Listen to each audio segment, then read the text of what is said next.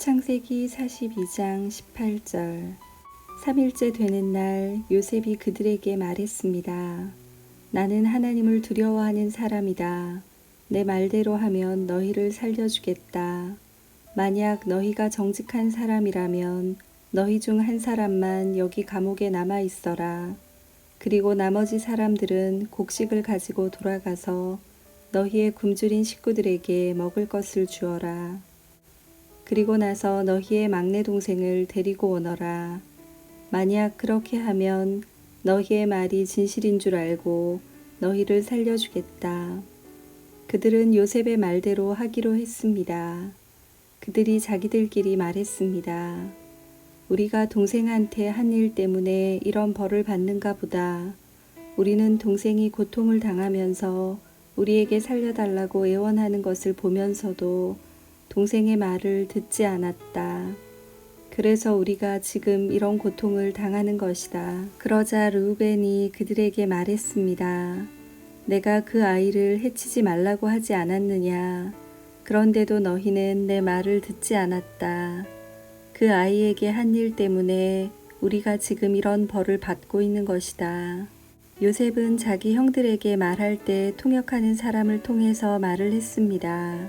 그래서 형들은 요셉이 자기들끼리 하는 말을 알아들을 거라고 생각하지 못했습니다. 요셉은 형들이 있는 곳에서 나와 울었습니다. 그리고 얼마 있다가 다시 돌아와 형들에게 말했습니다. 요셉은 시므온을 붙잡아 다른 형들이 보는 앞에서 시므온을 묶었습니다. 요셉은 종들에게 자기 형들의 가방에 곡식을 가득 채우라고 말했습니다. 그리고 곡식을 사기 위해 가지고 온 돈도 다 돌려주고 집으로 돌아가는 동안에 필요한 물건들도 넣어주라고 명령했습니다. 종들은 요셉이 하라는 대로 했습니다. 그리하여 요셉의 형들은 곡식을 나귀에 싣고 길을 떠났습니다. 하룻밤을 머문 곳에서 형들 중 한 명이 나귀에게 먹이를 주려고 자루를 열었더니 자루 안에 돈이 있는 것이 보였습니다. 그 사람이 다른 형제들에게 말했습니다. 곡식을 사려고 낸 돈이 여기 자루에 그대로 있다. 형들은 매우 놀라면서 자기들끼리 하나님께서 우리를 어떻게 하시려고 이런 일을 하셨는가 하고 말했습니다. 야곱에게 돌아간 요셉의 형들. 형들이 가나안 땅에 있던 자기 아버지 야곱에게 돌아갔습니다. 그들은 지금까지 일어난 일을 모두 야곱에게 이야기해 주었습니다. 그 땅의 주인이 우리에게 엄하게 말했습니다.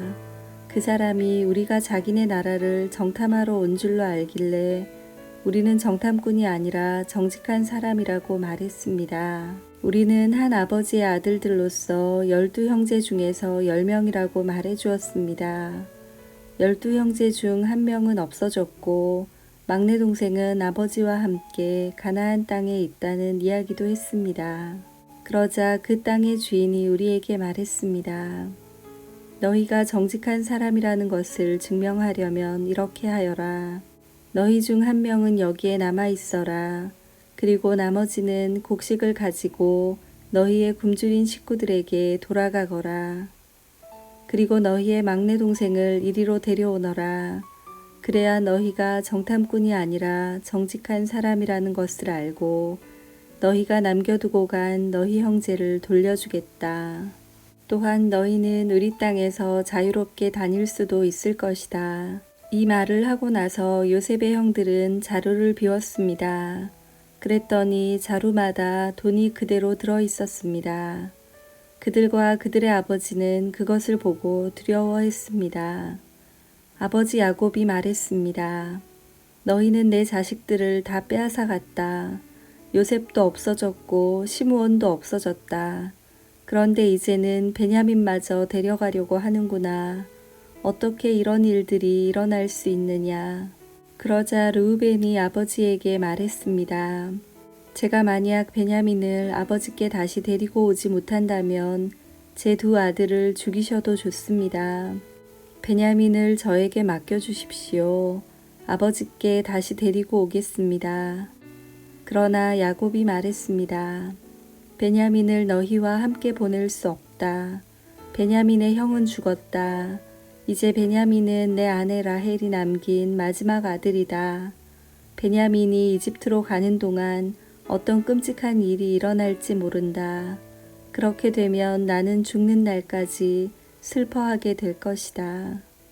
아멘.